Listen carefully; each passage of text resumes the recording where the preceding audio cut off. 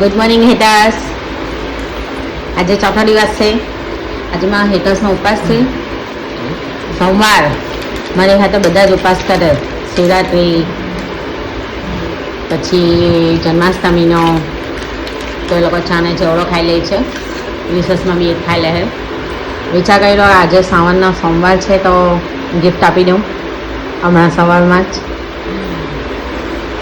એ લોકો શ્રાવણના સોમવારે આવેલા હતા ને, 5મા સોમવારે એ લોકો આવેલા હતા અને ગણપતિના 5 દિવસ પહેલાં. આજે છે એ ચોથા દિવસનું ગિફ્ટ.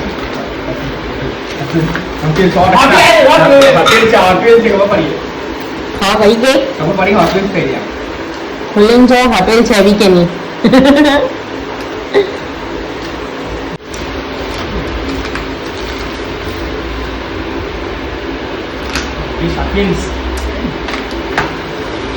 કેવું લાગ્યું ચોથા દિવસનો સવારમાં? બસ એવું આવે કે મજા આવે.